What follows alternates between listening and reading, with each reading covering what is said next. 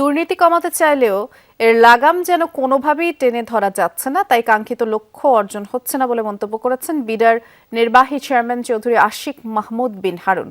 আগারগাঁয়ে BIDA ও SS এর সাথে 11টি প্রতিষ্ঠানের সমঝোতা স্মারক স্বাক্ষর অনুষ্ঠানে তিনি আরো বলেছেন, বিনিয়োগের বাধা কাটাতে বড় ভরসা ওয়ান স্টপ সার্ভিস। তবে 142টি সুবিধা দেওয়া হলেও প্রচার আর সচেতনতার অভাবে অনেকেই এই সেবা নিতে আগ্রহ প্রকাশ করছে না। যদিও এখনও ওয়ান স্টপ সার্ভিস নিয়ে নানামুখী কাজ করে যাচ্ছে বিডা। তিনি আরও জানান, বিনিয়োগ উন্নয়নই অনলাইন প্ল্যাটফর্মের মূল লক্ষ্য। এরই মধ্যে 2,15,000-এর বেশি আবেদন এই পদ্ধতিতে অনুমোদন হয়েছে।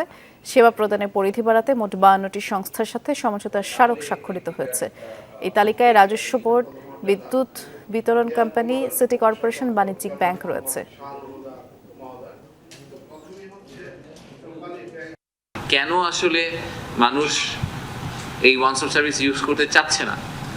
নিশ্চয়ই কোনো কারণ আছে, যেই কারণে ওনারা এখনো হাতে হাতে গিয়ে কোনো কিছু করে নিতে চান, কিছু অল্প কিছু টাকা সাথে দিয়ে দিতে হলে ওনারা ফিজিক্যালি গিয়ে করতে চান।